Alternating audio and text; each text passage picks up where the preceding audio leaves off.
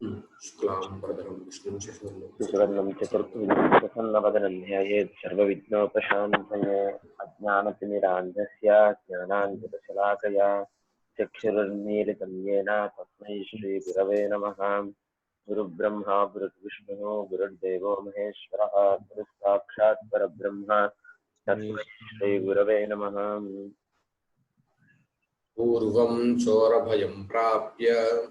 पूर्वं चोरभयं प्राप्य व्याघ्रभीतस्ततः परं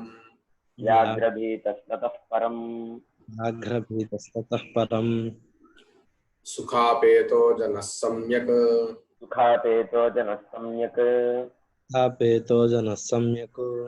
अरण्ये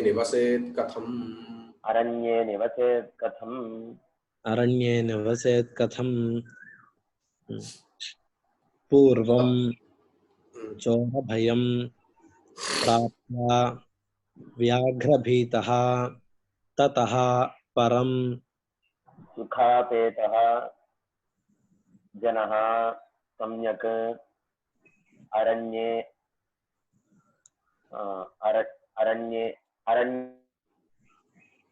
निवसेत् कथम् ఇక్కడ ఏది క్రియాపదము ప్రాప్య ఇంకా అది నివసేత్ నివసేత్ అంటే ఏంటి నివసించెను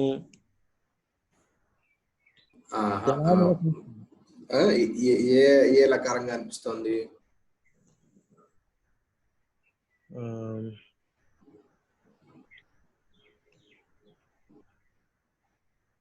భవేత్ భవేతాం భవేయులా నివసేత్ నివసేత్ కాబట్టి భవేత్ అంటే ఏ లకారము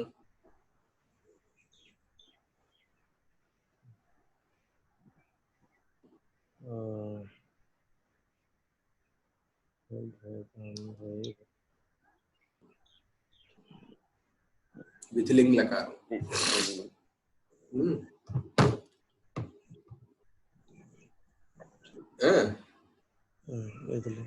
విధిలింగ్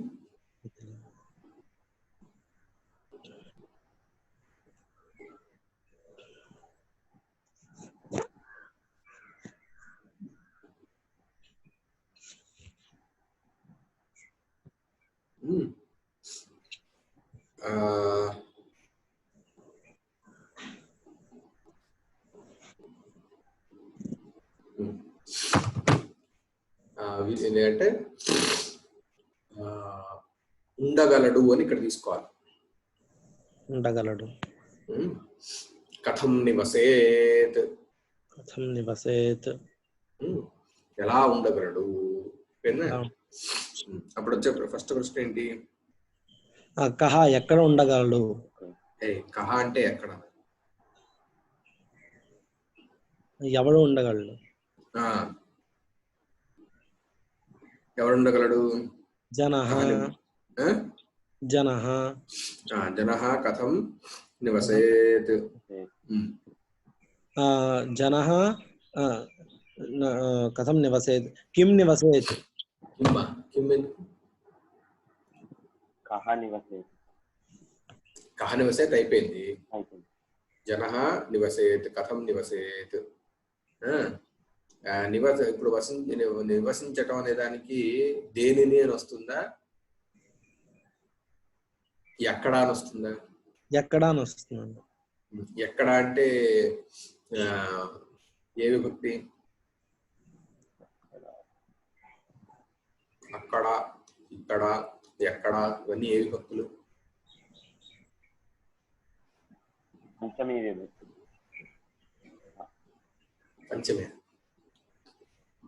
పంచమికి ఏంటి మామూలుగా వలనా కంటే కాదు కదా సప్తమి ఏంటి అందు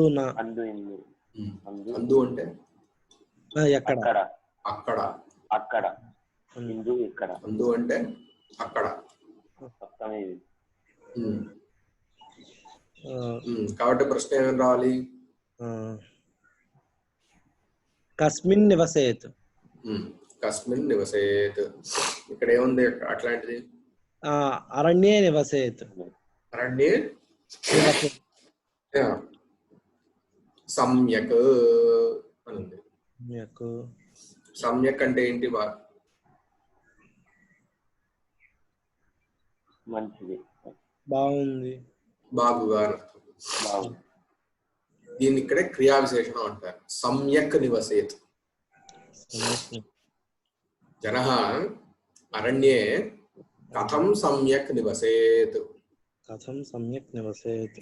జనః అరణ్యే కథం సమ్యక్ నివసేత్. అయిపోయింది. ఇప్పుడు జనః అని అన్నాం కదా. సహ జనః కథం భూతః. ఆ జనుడు ఎట్లా ఉన్నట్ట? సుఖాపేతః. ఇంకా వ్యాఘ్రభీతః.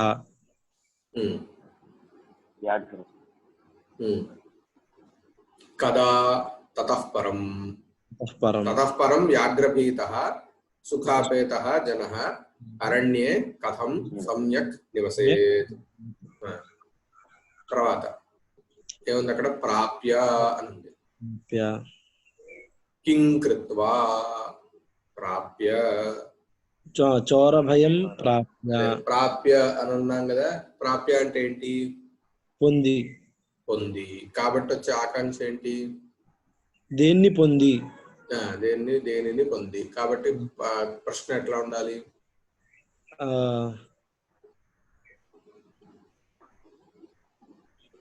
ద్వితీయ విభక్తిలో కిం ప్రాప్య, దేనిని పొంది. చోరభయం నపుంసకలింగం కదా. కిం ప్రాప్య.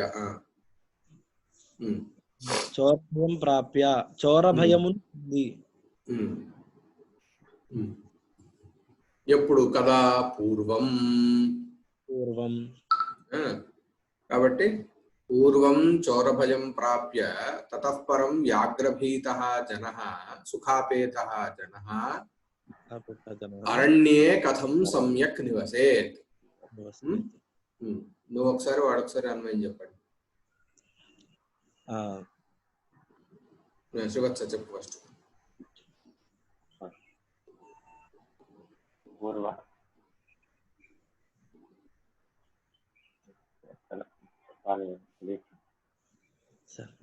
నువ్వు చెప్పు ఒకసారి దత్తు.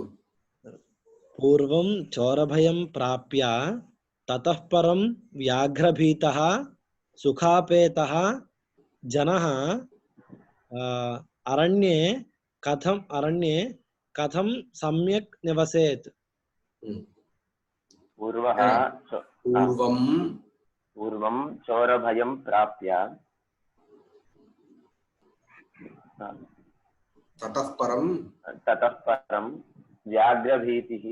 వ్యాఘ్రభీతః పరం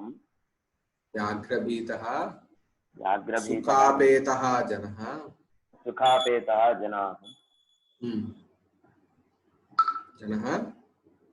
సమ్యక్.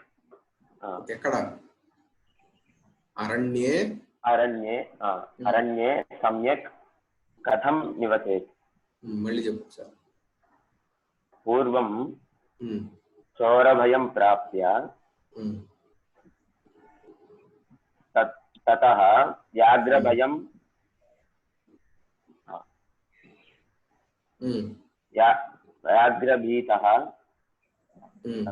వ్యాఘ్రభీతః పరం సుఖాపేతః జనః అరణ్యే సమ్యక్ నివసేత్. కథం నివసేత్. ఒకే రకంగా ఉండాలి, మార్చేస్తూ ఉండకూడదు. సరే,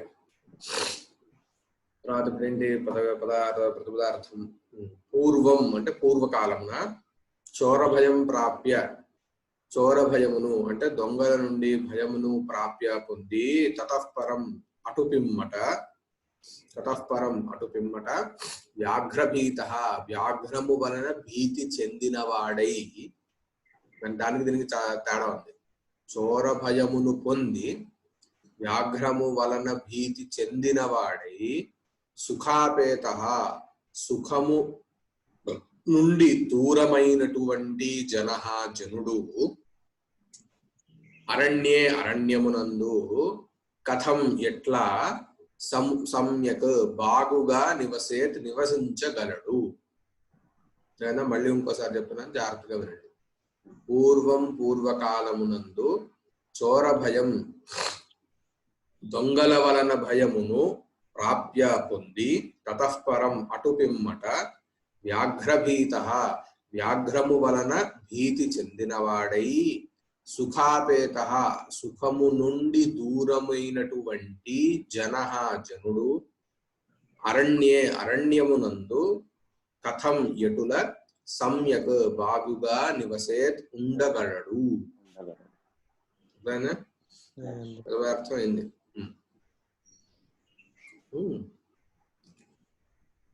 ఇప్పుడు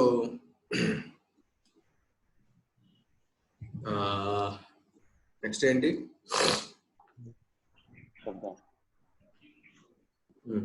మళ్ళీ మొదలు. పూర్వం అకారాంతః పుంలింగః ద్వితీయేకవచనాంతం రూపం పూర్వం పూర్వే పూర్వాణి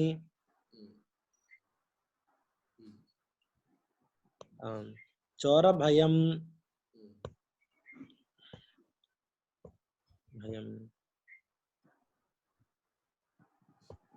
అనేది నపుంసకలింగం. ఆ విషయం ఎప్పుడు గమనించుకోవాలి మనం?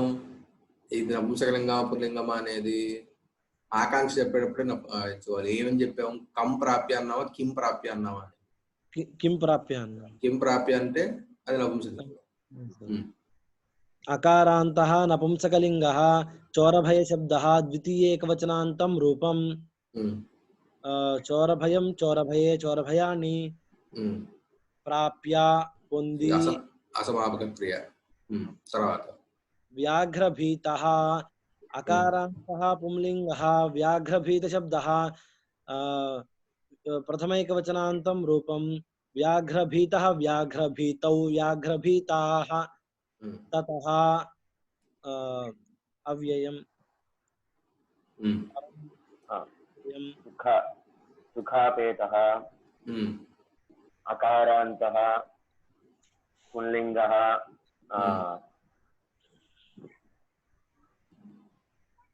పంచమి ఏకవచనాంతం రూపం. ఇది సుఖాపేతః సుఖాపేతః పంచమే సుఖాపేతమును.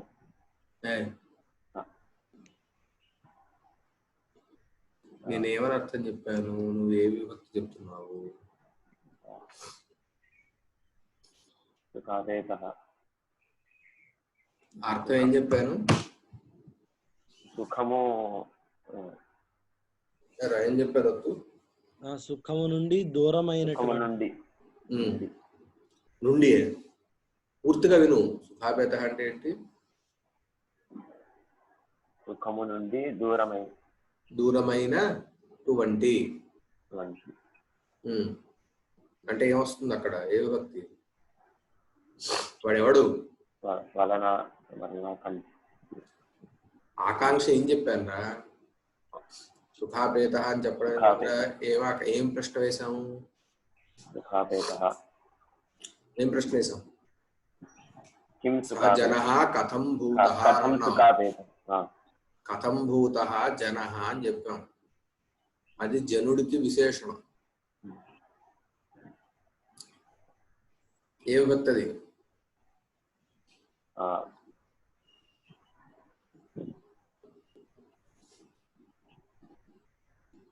ద్వితీయ.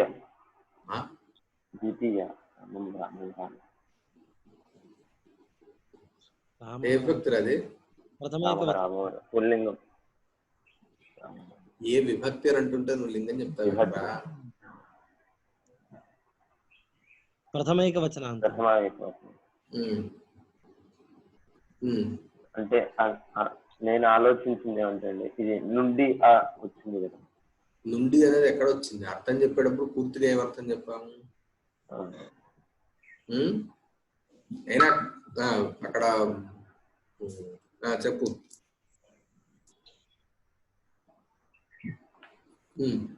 చెప్పు.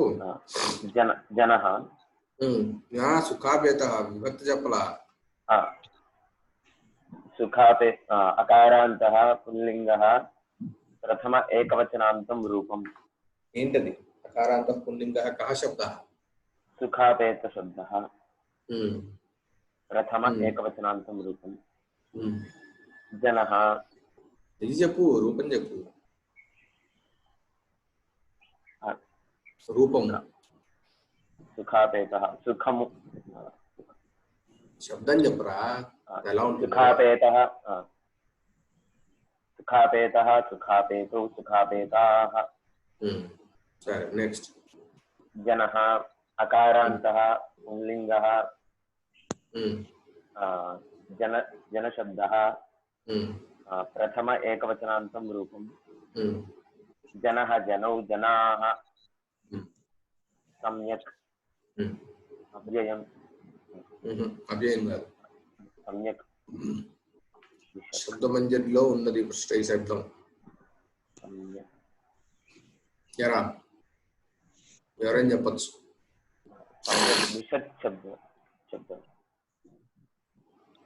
ద్విషత్ శబ్దం లానా అండి? అన్ని ద్విషత్తులాగానే ఉంటాయా? సుఖం సుఖే సుఖాని. సమ్యక్ రాను సుఖ శబ్దం చెప్తాను. ద్విషత్ శబ్దం లానండి. ఇదే చెప్పాలి.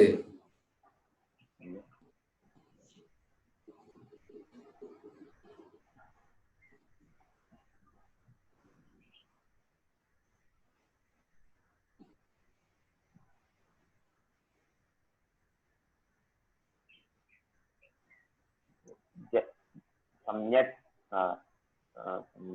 సమ్యక్ శబ్దః సమ్యక్ శబ్దమే ఉంది. దకారాంతః నపుంసకలింగః సమ్యక్ శబ్దః. ఏకారాంతం దకారాంతః సకారాంతం దకారం సమ్యక్ శబ్దం. చూసి చెప్తున్నావా చూడకుండా చెప్తున్నాను? లేదు బాబు, ఇది రాసుకున్నాను.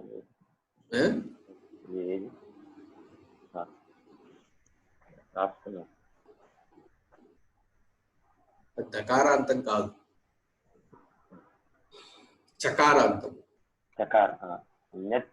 సంయంగ్ వస్తుంది, సంయంగ్ వస్తుంది. సంయంగ్ సంయం సంయంచౌ సంయంచా. సమ్యక్ లేదంటే ఇక్కడ సమ్యక్ సమీచి సంయంచి నపుంసకలింగంలో. ఇక్కడ ద్వివచనం, ద్వివచనం కాదు, ద్వితీయ విభక్తి. ఎందుకు అని అంటే సమ్యక్ నివసేత్ అని అంటున్నాం కదా. నివసేత్ అనేది క్రియ కదా, క్రియకి ఇది విశేషణం. క్రియకి ఏదైతే విశేషణం ఉంటుందో ఆ నియమం ఏంటంటే అది ద్వితీయలో ఉంటుందని నియమం. క్రియా విశేషణానాం కర్మత్వం క్లీబతాచ అని నియమం. క్లీబత్వం అంటే నపుంసకలింగం. అంటే క్రియా విశేషణం ఏదైతే ఉంటుందో అది నపుంసకలింగంలో ద్వితీయ విభక్తిలో ఉంటుంది అని చెప్పని నియమం అన్నమాట. కాబట్టి ఇక్కడ సమ్యక్ అని అంటే సమ్యక్ సమీచి సంయంచి, సమ్యక్ సమీచి సంయంచి, సమీచా సమ్యక్భ్యాం సంయక్తి, ఇట్లా అవుతుంది శబ్దం. ద్వితీయ ఏకవచనాంతం రూపం. అరణ్యే అరణ్యే అకారాంతః పుల్లింగః. పుల్లింగం కాదు, నపుంసకలింగం. పుల్లింగం కాదు, నపుంసకలింగం. నపుంసకలింగః అరణ్య శబ్దః.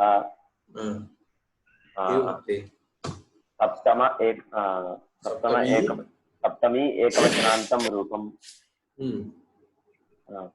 అరణ్యః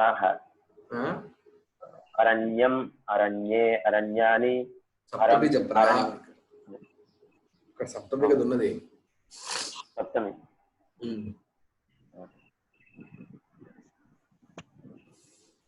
జ్ఞానే జ్ఞానయోగ జ్ఞానే అరణ్యే అరణ్యయోః అరణ్యేషు కథం కథం నివసేత్ వస నివాసే అనే ధాతు నివాసేత్ నివసేత్ నివసేత్ వస వస నివాసే వస నివాసే అనే ధాతు వసతి అని ఇలా వెళ్తుంది. వసతి అంటే భూధాతువు లాగానే ఉంటుంది.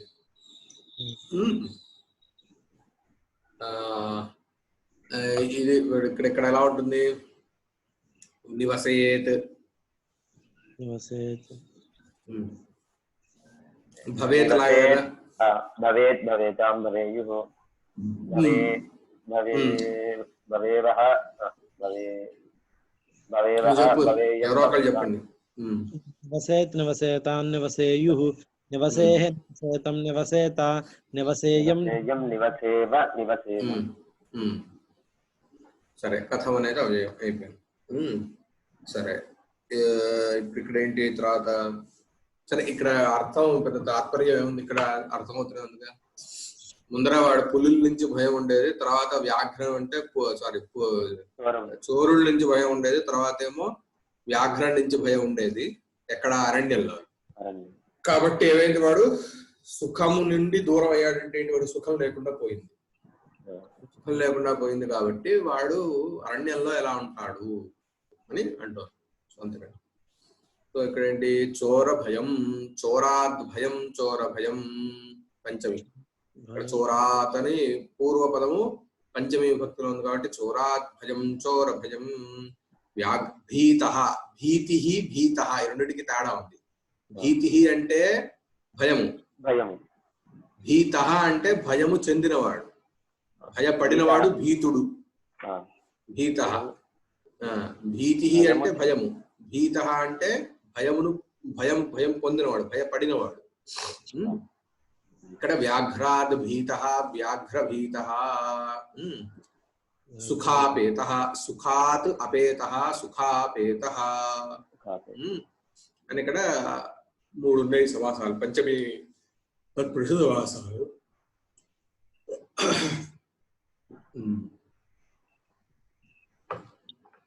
ఇక్కడ ఇంతే కదా, ఇంకేమి వేరే అంటే ఇక్కడ చెప్పుకోదలుచుకుంటే 1-2 ఏమైనా చెప్పుకోవచ్చు. ఏంటది?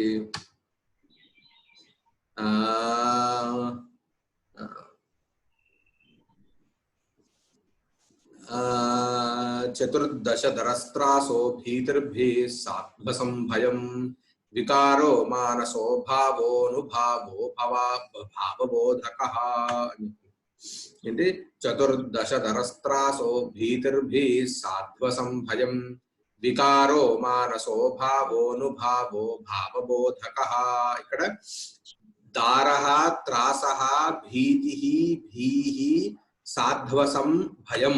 సాధ్వస భయం అంటే సాధ్వసం భయం, ఇవన్నీ కూడా భయానికి మారు పేరు.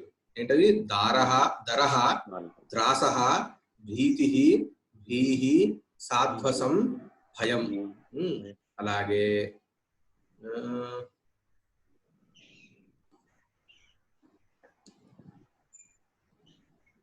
వేరే వాటి కూడా చెప్పుకోవచ్చు.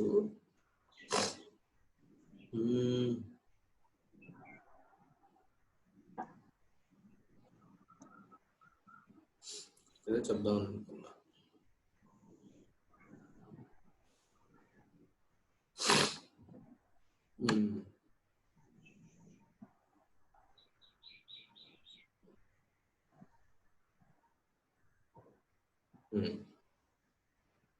సమ్యక్ దగ్గర సత్యం తథ్యమృతం సమ్యగ్ అమూని త్రిషు తద్వతీ.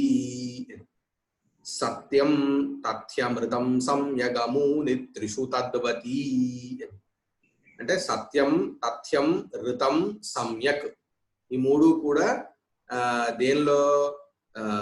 సత్యం అనే అర్థంలో వస్తాయి.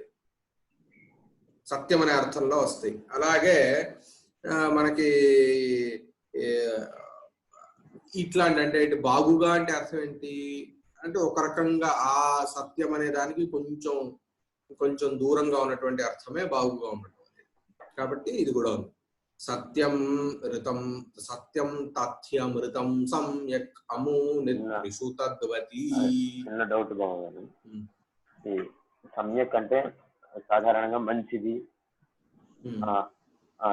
ఇది సత్యం అంటే ఇది చెప్పడము, అబద్ధం చెప్పకపోవడం. అవును. మరి దానికి బాగుగా ఉండటం అంటే ఏంటి? సమ్యగుప్తం అంటే బాగుగా అంటే సత్యం అనే అర్థమే.